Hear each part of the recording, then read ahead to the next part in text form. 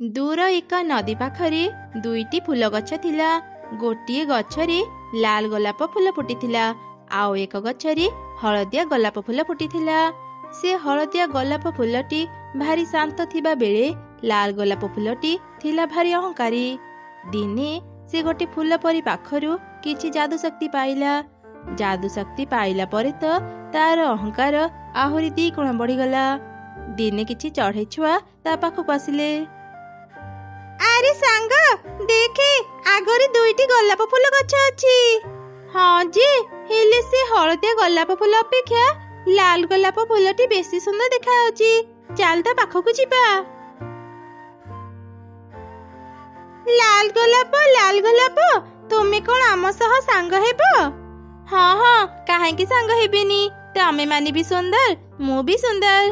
वाह लाल गोलाप, तुमर कि सुंदर बास्ना, मो मनटा को पूरा शांति मिली गला।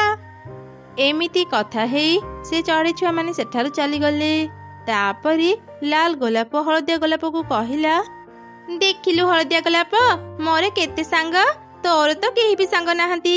एइतरु जणा गला तू केते खरा फूल। मो फूलर बास्ना रे समस्ते खुशी हे जांती, आउ टाणी हेई मो पाखको चली आसंती। हेले तोर तो बास्ना नाही, काहेकि जे तू मो पाखरे बाहरिलु। छी, तते देखिले मते भारी घृणा लागुची। एते अहंकार भल नुह सांग लाल गोलाप। तू भी जेमिति गोटे फूल, मु भी सेमिति गोटे फूल। देखिबु दिना दिने मो सह भी चढ़ई माने सांग हेबे। ए चुप कर, मते तो सांग कहिबुनी, बुझिलु? छी, गंधिया फूल कोठिकार। एमिति लाल गोलाप प्रतिदिन हलदिया गोलाप को गाड़ी देई तार अपमान करुथिला। दिने कुनी चढ़ी नदी को जाइथिला। से हलदिया गोलाप को देखी ता पाखो गला। बा हलदिया गोलाप, तू केते सुंदर, मु आगरु एमिति हलदिया गोलाप केबे देखि नथिली। हलदिया गोलाप, तू कोन मो सह सांग हेबु? हाँ हाँ चढ़ई छुआ, मु भी तो सह सांग हेबी, तू भी मते भारी भल लागिलु। अरे चढ़ई छुआ, तू से गंधिया फूल सांगरे सांग हेनी, तू मो पाखको आसे, मु तो सह सांग हेबी। मु देखिबा को भारी सुंदर, मो सह सांग हेले तू भी सुंदर देखा जिबु। लाल गोलाप, तू मो सह सांग हेबा को चाहूचु तो ठीक अछि, आजिठु मु तुम 2 जनकर सांग। ना ना, तू जदि से हलदिया गोलापर सांग हेबु, मु तो सह सांग हेबिनी। से गंधिया फूलर योग्यता नाही मो सह सांग हेबाकू। लाल गोलाप, तू बहुत अहंकारी, तू मो सांग हलदिया गोलापर अपमान करूछु। तू कौन जानिनु अहंकार पतनर मूल कारण? ए चढ़े चर एते साहस, मते उपदेश देउची। तू जेतेबेले मोर सांग हेबुनी, देख मु तो सह कोन करूची। चढ़े छुआ, टिके मो पाखको आसिलु, देख ना कोटे कंटा मो फूलरे बाजी मते भारी कष्ट देउची। अच्छा ठीक अछि, मु एबे तो पाखको जाउची। एमिति कही जेमिति चढ़ई छुआ लाल गोलापर पाखको गला, सेतेबेले लाल गोलाप ता जादू शक्ति रे एक कंटा बाड़ी बाहर करी चढ़ई छुआ को पिटिला। तू ए कोन करे लाल गोलाप, कंटा बाड़ी रे तू मते काहे के पिटिलु? तू बहुत खराब, मो डेणारु केते रक्त बाहरुची। सांग चढ़ी, तू से लाल गोलाप पाखरु चलिया, से गोलाप पाखरे जादू शक्ति अछि, आउ ता पाखको केबे जीबुनी। सांग हलदिया गोलाप, मु एबे घर को जाउची, काली पुणी आसीबी।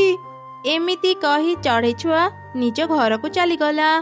परदिन सकाळे से खेलिबा को जीवा समय रे ता माँ को सब घटना कहिला। तू से लाल गोलाप पाखको आउ केबे भी जीबुनी, तो कथारु जणा पडुची से लाल गोलापटा भारी दुष्ट। ठीक अछि माँ, मु एबे खेलिबा को जाउची। तापरे चढ़ई छुआ ता सांग हलदिया गोलाप पाखको गला, आउ ता सह कथा हैला। ए सबु देखि तो लाल गोलापर भारी हिंसा हैला। से कहिला, काली मोठो माड़ खाइला परी भी तू सुधुरिलुनी, पुणी थरे हलदिया गोलाप पाखको चली आसिलु। एबे देख चढ़ई छुआ, मु तो सह कोन करूची। तापरे लाल गोलाप ता जादू शक्ति रे नदीरु एक बड़ माछ धरी आनिला, आउ से चढ़ई छुआ को माछ पेटरे भर्ती करिदेला। लाल गोलाप, तू मो सह एमिति काहे के कलु? मते माछ पेटरु बाहर कर, मते भारी डर लागुची। तू मो सह सांग हेलुनी तो एइटा मु तते शास्ति देली, तू आउ केबे भी माछ पेटरु बाहरी पारिबुनी। जा माछ, नदी भीतर को चली जा। ଲାଲ ଗୋଲାପର କଥା ମାନି ମାଛ ନଦୀ ଭିତରକୁ ଚାଲିଗଲା। ଲାଲ ଗୋଲାପ, ତୁ କଣ କଲୁ? ଫୁଲ ପରି କଣ ତତେ ଏସବୁ କରିବା ପାଇଁ ହିଁ ଯାଦୁ ଶକ୍ତି ଦେଇଥିଲେ? ମୋ ସାଙ୍ଗକୁ ମାଛ ପେଟରୁ ଶୀଘ୍ର ବାହାର କର, ନହେଲେ ମୁଁ ଫୁଲ ପରୀଙ୍କୁ ସବୁ କଥା କହିଦେବି। ଭାରି କଥା କହି ଶିଖିଲଣି, ରହ ଏବେ ମୁଁ ବି ତତେ ତୋ ସାଙ୍ଗ ପରି ଶାସ୍ତି ଦେବି। ତୁ ନ ରହିଲେ ଫୁଲ ପରି ଏକଥା ଜାଣିପାରିବେନି। ଏମିତି କହି ଲାଲ ଗୋଲାପ ତା ଯାଦୁ ଶକ୍ତିରେ ହଳଦିଆ ଗୋଲାପକୁ ନିଆଁରେ ଜାଳିଦେଲା। ଅନେକ ସମୟ ବିତିଯିବା ପରେ ବି ଯେତେବେଳେ ଚଢ଼େଇ ଛୁଆ ଘରକୁ ଫେରିଲାନି, ମା ଚଢ଼େଇ ତାକୁ ଖୋଜିବା ପାଇଁ ବାହାରିଗଲା। ଚାରିଆଡେ ଖୋଜି ସାରିଲିଣି, ହେଲେ ମୋ ଝିଅ କୋଉଠି ବି ନାହିଁ। ମୁଁ ତାକୁ କୋଉଠି ଏବେ ଖୋଜିବି? ଆରେ ହଁ, ମୋ ଝିଅ ହଳଦିଆ ଗୋଲାପର କଥା କହୁଥିଲା, ସେ ସେଇଠି ଥାଇପାରେ। ମୁଁ ଶୀଘ୍ର ନଦୀ ପାଖକୁ ଯାଏ। ଲାଲ ଗୋଲାପ, ତୋ ପାଖରେ ଏକ ହଳଦିଆ ଗୋଲାପ ଥିଲା ନା? ସେ ଗୋଲାପ କୁଆଡେ ଗଲା? ଆଉ ମୋ ଝିଅକୁ ଦେଖିଛ? ତା ନା କୁନି। ସେ କହୁଥିଲା ହଳଦିଆ ଗୋଲାପ ତାର ସାଙ୍ଗ। ହଁ ଦେଖିଛି, ସେ ହଳଦିଆ ଗୋଲାପ ଫୁଲ ତୁମ ଝିଅକୁ ଧରି ଏଠାରୁ ଗାୟବ ହେଇଗଲା। ମୁଁ ତାକୁ ଅଟକାଇବାକୁ ଅନେକ ଚେଷ୍ଟା କଲି, ହେଲେ ପାରିଲିନି। ସେ ହଳଦିଆ ଗୋଲାପ ଫୁଲଟା ଭାରି ଦୁଷ୍ଟ, ସେ କିଛି ଯାଦୁ ବିଦ୍ୟା ବି ଜାଣିଛି। ଲାଲ ଗୋଲାପର କଥା ଶୁଣି ମା ଚଢ଼େଇ ମନ ଦୁଃଖରେ କାନ୍ଦିଲା। ସେତେବେଳେ ଏକ ପ୍ରଜାପତି ମା ଚଢ଼େଇର ପାଖକୁ ଆସିଲା। ଚଢ଼େଇ, ତୁ ଏ ଲାଲ ଗୋଲାପର କଥାକୁ ବିଶ୍ୱାସ କରନି। ଏଇ ଲାଲ ଗୋଲାପ ତା ଯାଦୁ ଶକ୍ତିରେ ମାଛ ପେଟରେ ତୋ ଝିଅକୁ ଭର୍ତ୍ତି କରିଦେଇଛି। ତା ସହ ସେ ହଳଦିଆ ଗୋଲାପକୁ ବି ନିଆଁରେ ପୋଡ଼ି ଦେଇଛି। ମୁଁ ନିଜ ଆଖିରେ ସବୁ ଦେଖିଛି। ଲାଲ ଗୋଲାପ, ତୁ ଏମିତି କାହିଁକି କଲୁ? ମୋ ଝିଅ ଛଡା ମୋର ଏ ଦୁନିଆରେ କେହି ନାହାନ୍ତି। ଦୟାକରି ତାକୁ ମୁକ୍ତ କରିଦେ, ନହେଲେ ମୁଁ ବଞ୍ଚିବିନି। ଯା ଦୂରରେ ଯାଇ ମର। ତୋ ଝିଅ ମୋ ସହ ସାଙ୍ଗ ହେଲାନି, ମୁଁ ତାକୁ ଶାସ୍ତି ଦେଇଛି, ବୁଝିଲୁ? ଚଢ଼େଇ, ଏ ଦୁଷ୍ଟ ଗୋଲାପ ତ କଥା ଶୁଣିବନି। ମୁଁ ଜାଣେ ଇଏ କେମିତି ବାଟକୁ ଆସିବ। ଚାଲ ମୋ ସାଙ୍ଗରେ। ତାପରେ ସେ ଦୁଇ ଜଣ ଶୀଘ୍ର ଫୁଲ ପରି ପାଖକୁ ଗଲେ, ଆଉ ତାକୁ ସବୁ ଘଟଣା କହିଲେ। ସେ ଲାଲ ଗୋଲାପ ମତେ କହିଥିଲା ସେ ନିଜର ଆଉ ହଳଦିଆ ଗୋଲାପର ରକ୍ଷା କରିବ, ସେଥିପାଇଁ ମୁଁ ତାକୁ ଯାଦୁ ଶକ୍ତି ଦେଇଥିଲି। ହେଲେ ସେ ଯାଦୁ ଶକ୍ତି ପାଇଲା ପରେ ଏତେ ଅହଙ୍କାରୀ ପାଲଟି ଗଲା, ଆଉ ଅନ୍ୟମାନଙ୍କର କ୍ଷତି ବି କରୁଛି। ଚାଲ, ମୁଁ ଏବେ ହିଁ ସେ ଲାଲ ଗୋଲାପ ପାଖକୁ ଯିବି। ଦୁଷ୍ଟ ଗୋଲାପ, ତୁ ମତେ କହିଥିଲୁ ତୁ ସମସ୍ତଙ୍କୁ ସାହାଯ୍ୟ କରିବାକୁ ଚାହୁଁଛୁ, ସେଥିପାଇଁ ମୁଁ ତୋ ଉପରେ ଦୟାକରି ତତେ ଯାଦୁ ଶକ୍ତି ଦେଇଥିଲି। ହେଲେ ତୁ ସମସ୍ତଙ୍କର କ୍ଷତି କରୁଛୁ। ଆଜି ତୋର ଶେଷ ଦିନ। ନା ନା ଭୁଲ ପରି, ମୋର ଭୁଲ ହେଇଗଲା, ମତେ କ୍ଷମା କରିଦିଅ। ମୁଁ ଏବେ ଚଢ଼େଇ ଛୁଆକୁ ମାଛ ପେଟରୁ ବାହାର କରୁଛି। ହେଲେ ଫୁଲ ପରି ତାର କିଛି କଥା ଶୁଣିଲାନି।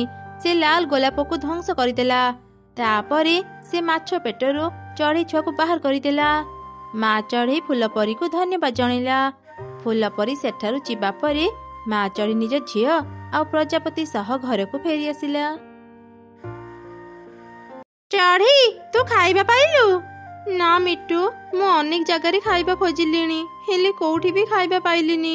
ମୋ ଝିଅଟି ଉପାସରେ ଥିବ, ବୁଝିପାରୁନି ତାକୁ କଣ ଖାଇବାକୁ ଦେବି। ଚଢ଼େଇ, ଚାଲ ଆମେ କାଉ ପାଖକୁ ଯିବା। ମୁଁ ଶୁଣିଛି କାଉ ଖାଇବାର ସନ୍ଧାନ ଜାଣିଛି।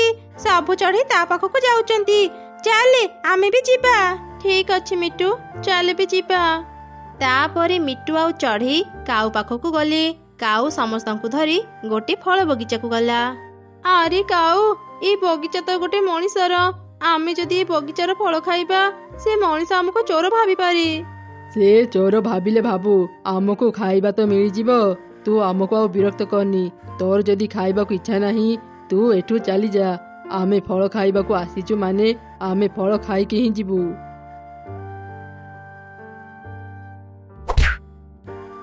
ଏଇ ପକ୍ଷୀ ଦଳ, ପଳାଅ ଏଠୁ। ଦୁଷ୍ଟ ପକ୍ଷୀ ଦଳ, ମୋ ବଗିଚାର ଫଳ ନଷ୍ଟ କରୁଛ। ଯାଅ ଯାଅ ଏଠୁ, ହୁସ୍ ହୁସ୍। ଆରେ ଆରେ, ମୁଁ ପକ୍ଷୀମାନଙ୍କୁ ଡରେଇବା ପାଇଁ ପଥର ମାରିଥିଲି, ହେଲେ ମୋ ପଥର ଗୋଟେ ଚଢ଼େଇ ଦେହରେ ବାଜିଗଲା। ଲାଗୁଛି ଏ ଚଢ଼େଇର ଡେଣା ଭାଙ୍ଗି ଯାଇଛି। ମୁଁ ଶୀଘ୍ର ନେଇ ତାର ଚିକିତ୍ସା କରେ। ଏମିତି କହି ସେ ସ୍ତ୍ରୀ ଲୋକ ଚଢ଼େଇକୁ ନେଇ ତା ଘରକୁ ଗଲା, ଆଉ ତା କ୍ଷତ ସ୍ଥାନରେ ବ୍ୟାଣ୍ଡେଜ କରିଦେଲା। ସେତେବେଳେ ତାର ଛୋଟ ଝିଅ ସେଠାକୁ ଆସିଲା। ମା, ଏ ଚଢ଼େଇଟାକୁ ତୁମେ କୋଉଠୁ ପାଇଲ? ତାର କଣ ହେଇଛି? ତାପରେ ସେ ମାଟି ତା ଝିଅକୁ ସବୁ ଘଟଣା କହିଲା। ସବୁ ଶୁଣି ଛୋଟ ଝିଅର ବି ମନ ଦୁଃଖ ହେଇଗଲା। ସେତେବେଳେ ହଠାତ୍ ଚଢ଼େଇଟି କଥା କହିଲା, ବଞ୍ଚାଅ, ମତେ ଛାଡ଼ି ଦିଅ, ମୁଁ ମୋ ଝିଅ ପାଖକୁ ଯିବି। ମା ଦେଖ, ଏ ଚଢ଼େଇଟି କଥା କହୁଛି। ମୋ କଥା ମଣିଷ ମାନେ ବୁଝିପାରନ୍ତି। ମୁଁ ସତ କହୁଛି, ମୁଁ ତୁମ ବଗିଚାର ଗୋଟେ ବି ଫଳ ଖାଇନି। ଦୟାକରି ମୋତେ ଶାସ୍ତି ଦିଅନି। ମୁଁ ମୋ ଝିଅ ପାଖକୁ ଯିବି। ମୋ ଝିଅ ମୋତେ ଘରେ ନ ପାଇଲେ ବ୍ୟସ୍ତ ହେବ। ଚଢ଼େଇ, ଏବେ ତ ଡେଣାର ଅବସ୍ଥା ଭଲ ନାହିଁ। ତୁ ତ ଘରକୁ ଉଡ଼ି ଯାଇପାରିବୁନି। ଆଜି ଦିନଟା ଏଠି ରହି ଆରାମ କର। ସକାଳେ ତ ଡେଣା ଭଲ ହେଲା ପରେ ତୁ ତ ଘରକୁ ଯାଇପାରିବୁ। ଏସବୁ ମୋ ପାଇଁ ହେଇଛି। ମୋତେ କ୍ଷମା କରିଦେବୁ ଚଢ଼େଇ। ମୁଁ କାହାକୁ ବି ମାରିବା ପାଇଁ ପଥର ଫିଙ୍ଗି ନଥିଲି, କେବଳ ଡରେଇବା ପାଇଁ ପଥର ଫିଙ୍ଗିଥିଲି। ସେଇ ଭୁଲ ପାଇଁ ତୁ ଏତେ କଷ୍ଟ ପାଇଲୁ। ଆଉ କିଛି ଦିନ ପରେ ତୋ ଡେଣା ଆଗ ଭଳି ହେଇଯିବ। ତୁ ପୁଣି ଥରେ ଉଡ଼ିପାରିବୁ। ମୁଁ ନିଜେ ନେଇ ତତେ ତ ଘରେ ଛାଡ଼ିଦେବି। ମୋ ଝିଅ ପାଇଁ ମୋର ଭାରି ଚିନ୍ତା ହେଉଛି। ଦୟାକରି କାଲି ସକାଳ ହେଉ ହେଉ ହିଁ ମୋତେ ମୋ ଘରେ ପହଞ୍ଚେଇ ଦିଅ। ସେପଟେ ଚଢ଼େଇ ଛୁଆ ତା ମାକୁ ଅପେକ୍ଷା କରି ବସି ରହିଥିଲା। ମାର ଡେରି ହେବା ଦେଖି ଚଢ଼େଇ ଛୁଆ ତା ମାକୁ ଖୋଜିବା ପାଇଁ ବାହାରିଗଲା। କାଉ ଅଙ୍କଲ, କାଉ ଆଣ୍ଟି, ମୋ ମା ଏଯାଏଁ ଘରକୁ ଫେରି ନାହାନ୍ତି। ମୋ ମା ବିଷୟରେ ତୁମେ କିଛି ଜାଣିଛ କି? ତୋ ମା ଆମ ସାଙ୍ଗରେ ଗୋଟେ ମଣିଷର ଫଳ ବଗିଚାକୁ ଯାଇଥିଲା। ସେ ଫଳ ବଗିଚାର ମାଲିକାଣୀ ତୋ ମା ଉପରକୁ ପଥର ଫିଙ୍ଗି ତାକୁ ମାରି ଦେଇଛି। ଆମେ ଆମ ଜୀବନ ବଞ୍ଚେଇ ସେଠୁ ଚାଲି ଆସିଲୁ। ଏ କଣ କହୁଛ କାଉ ଆଣ୍ଟି? ମୋ ମା ଆଉ ଏ ଦୁନିଆରେ ନାହାନ୍ତି। ମୁଁ ମୋ ମା ବିନା ଏକୁଟିଆ ବଞ୍ଚି ପାରିବିନି। ମୁଁ ମୋ ମା ପାଖକୁ ଯିବି। ମତେ ମୋ ମା ପାଖକୁ ନେଇଯାଅ। ଆଉ କାନ୍ଦିକି ଲାଭ ନାହିଁ। ତୋ ମା ଆଉ କେବେ ବି ଫେରିବନି। ଯା, ତୁ ତ ଘରକୁ ଫେରିଯା। ଚଢ଼େଇ ଛୁଆ କାନ୍ଦି କାନ୍ଦି ନିଜ ଘରକୁ ଫେରି ଆସିଲା। ଏମିତି ସେ ରାତି ବିତିଗଲା। ସକାଳେ ଦୁଇ କାଉ ମନରେ ଚିନ୍ତା କଲେ, ଆରେ ଶୁଣୁଛ, ସେ ଚଢ଼େଇ ତ ମରିଯାଇଛି। ତା ଝିଅ ଘରେ ଏକା ଥିବ। ଏଇଟା ଭଲ ସୁଯୋଗ ଚଢ଼େଇ ଘରକୁ ନେବା ପାଇଁ। ଚାଲ ଆଜି ହିଁ ସେ ଚଢ଼େଇ ଛୁଆକୁ ଘରୁ ବାହାର କରି ତା ଘରକୁ କବ୍ଜା କରି ନେବା। ସେ ଚଢ଼େଇ ଛୁଆ ଆମର କିଛି ବି କ୍ଷତି କରିପାରିବନି। ହଁ, ତୁ ଠିକ କହିଲୁ। ଆମ ଘର ତ ଅନେକ ପୁରୁଣା। ଅନେକ ଜାଗା ଭାଙ୍ଗି ସେଥିରେ ପାଣି ପଡୁଛି। ଭଲ ହେବ ଆମେ ଚଢ଼େଇର ଘରକୁ ନେଇଯିବା। ଚାଲେ ଏବେ ହିଁ ଚଢ଼େଇ ଘରକୁ ଯିବା। ଆରେ ଚଢ଼େଇ ଛୁଆ, ତୁ ଏଇଠି ଅଛୁ? ଯା ଶୀଘ୍ର ନଦୀ ପାଖକୁ ଯିବୁ। ତୋ ମା ବଞ୍ଚିଛି। ତାର ଦେହ ଭଲ ନାହିଁ। ସେ କେବଳ ତୋ ନାଁ ଧରି ଡାକୁଛି। ଶୀଘ୍ର ତୋ ମା ପାଖକୁ ଯା। ସତ କହୁଛୁ ଆଣ୍ଟି? ମୋ ମା ବଞ୍ଚିଛି। ମୁଁ ଏବେ ହିଁ ମୋ ମା ପାଖକୁ ଯିବି। ଏମିତି କହି ଚଢ଼େଇ ଛୁଆ ଶୀଘ୍ର ନଦୀ ପାଖକୁ ଗଲା। ହେଲେ ସେଠି ସେ ତା ମାକୁ ପାଇଲାନି। ସେପଟେ ଦୁଇ କାଉ ଚଢ଼େଇ ଘର ଭିତରକୁ ଯାଇ କବାଟକୁ ବନ୍ଦ କରିଦେଲେ। ଚଢ଼େଇ ଛୁଆ ମାକୁ ନ ପାଇ ପୁଣି ଥରେ ନିଜ ଘରକୁ ଫେରି ଆସିଲା। ମୋ ଘରର କବାଟ ବନ୍ଦ କଣ ପାଇଁ? କିଏ ଅଛ ଭିତରେ? କବାଟ ଖୋଲ, ମୁଁ ଭିତରକୁ ଯିବି। ତୁ ଏଠୁ ଚାଲିଯା। ଆଜିଠୁ ଏ ଘର ଆମର। ଆମେ ଏ ଘରେ ରହିବୁ। ଏ କଣ କହୁଛୁ କାଉ ଆଣ୍ଟି? ଏ ଘର ତୁମର କେବେଠୁ ହେଲା? ଏ ଘର ମୋ ମା ବନେଇଛନ୍ତି। ଏ ଘର ମୋର। ତୋର ଥିଲା। ଏବେଠୁ ଏ ଘର ଆମର। ତୁ ଆଉ ବିରକ୍ତ କରନି। ଏଠୁ ଚାଲିଯା, ନହେଲେ ଆମେ ତତେ ପିଟି ପିଟି ଏଠୁ ବାହାର କରିଦେବୁ। ଏମିତି ଶୁଣି କାନ୍ଦି କାନ୍ଦି ଚଢ଼େଇ ଛୁଆ ସେଠାରୁ ଚାଲିଗଲା। ସେପଟେ ମା ଚଢ଼େଇ ସୁସ୍ଥ ହେଇଗଲା। ସେ କହିଲା, ମୁଁ ଏବେ ସୁସ୍ଥ ହେଇଯାଇଛି। ଦୟାକରି ଏବେ ମତେ ମୋ ଘରେ ପହଞ୍ଚେଇ ଦିଅ। ମୁଁ କାଲିରୁ ମୋ ଝିଅକୁ ଦେଖିନି। ମୋ ମନଟା ଜମା ଭଲ ନାହିଁ। ଠିକ ଅଛି ଚଢ଼େଇ, ଚାଲେ ମୁଁ ଏବେ ହିଁ ତତେ ନେଇ ତ ଘରେ ଛାଡ଼ିଦେବି।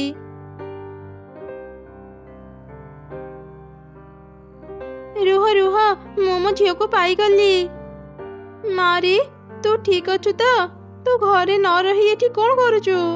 ଏମିତି ଚଢ଼େଇ ଛୁଆ କାନ୍ଦି କାନ୍ଦି ତା ମାକୁ ସବୁ ଘଟଣା କହିଲା।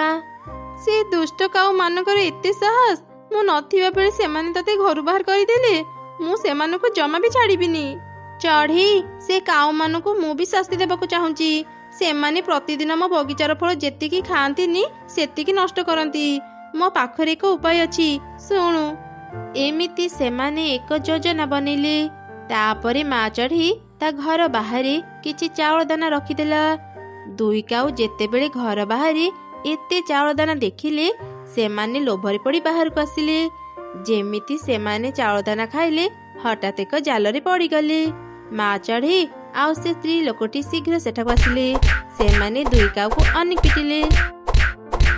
ତମେ ଦୁଇ ଜଣ ସେଇ କାଉ ନା ପ୍ରତିଦିନ ମୋ ବଗିଚାର ଫଳ ନଷ୍ଟ କରୁଥିଲ? ଏବେ ଶାସ୍ତି ପାଅ। ମୁଁ ନଥିବା ବେଳେ ମୋ ଝିଅକୁ ଘରୁ ବାହାର କରିଦେଲ। ମୋ ଘରକୁ କବ୍ଜା କରି ନେଇଛ। ଏବେ ତମେ ମାନେ ମଜା ପାଅ। ଆମର ଭୁଲ ହେଇଗଲା, ଆମକୁ କ୍ଷମା କରିଦିଅ। ଆମେ ଆଉ ଦିନେ ବି ତୁମ ଫଳ ବଗିଚାକୁ ଯିବୁନି। ଚଢ଼େଇ ତୁ ବି ଆମକୁ କ୍ଷମା କରିଦେ, ଆମେ ଏମିତି ଭୁଲ ଆଉ କେବେ କରିବୁନି। ଠିକ ଅଛି, ମୁଁ ତମମାନଙ୍କୁ ଆଉ ଗୋଟେ ସୁଯୋଗ ଦେଉଛି। ଆଜି ହିଁ ଜଙ୍ଗଲ ଛାଡ଼ି ଚାଲିଯାଅ, ଆଉ ଦିନେ ତମମାନଙ୍କୁ ଏଠି ଦେଖିଲେ ତମ 2 ଜଣଙ୍କୁ ଜମା ବି ଛାଡ଼ିବିନି। ତାପରେ ଚଢ଼େଇ ସେମାନଙ୍କୁ ଛାଡ଼ିଦେଲା। ଭୟରେ 2 କାଉ ସେ ଜଙ୍ଗଲ ଛାଡ଼ି ଚାଲିଗଲେ। ତୁମକୁ ଅନେକ ଅନେକ ଧନ୍ୟବାଦ। ଆଜି ତୁମ ପାଇଁ ମୁଁ ମୋ ଘରକୁ ଫେରି ପାଇଲି। ଚଢ଼େଇ ତୁ ମୋ ପାଇଁ ଅନେକ କଷ୍ଟ ପାଇଲୁ। ମୁଁ ତତେ କିଛି ମିଠା ଫଳ ଆଣିଦେଇଛି, ଏଇ ନେ ତୋ ଝିଅ ସାଙ୍ଗରେ ଖାଇବୁ। ଚଢ଼େଇ ମୁଁ ତତେ ଗୋଟେ କାମ ଦେବାକୁ ଚାହୁଁଛି। ତୁ ଯଦି ମୋ କାମ କରିପାରିବୁ, ମୁଁ ପ୍ରତିଦିନ ତତେ ଫଳ ଦେବି। ଏମିତିରେ ବି ମୋ ପାଖରେ କିଛି କାମ ନାହିଁ। କୁହ ମତେ ତୁମେ କ'ଣ କାମ ଦେବ? ଚଢ଼େଇ ତୁ ପ୍ରତିଦିନ ମୋ ଫଳ ବଗିଚାକୁ ଜଗ। ଯିଏ ବି ଦୁଷ୍ଟ ପକ୍ଷୀ କିମ୍ବା ମଣିଷ ମୋ ଫଳ ନଷ୍ଟ କଲେ ମତେ ଆସି ଶୀଘ୍ର ଜଣେଇବୁ, ମୁଁ ତାଙ୍କୁ ଶାସ୍ତି ଦେବି। ଏଇ କାମ ବଦଳରେ ମୁଁ ପ୍ରତିଦିନ ତତେ ଖାଇବା ଦେବି, ତତେ ଆଉ ଖାଇବା ଖୋଜିବାକୁ ପଡ଼ିବନି। ଠିକ ଅଛି, ମୁଁ କାଲିଠୁ ହିଁ ତୁମ ବଗିଚା ଜଗିବାକୁ ଯିବି। ଏମିତି ସେ ଚଢ଼େଇ ଆଉ ମଣିଷ ସାଙ୍ଗ ହେଇଗଲେ।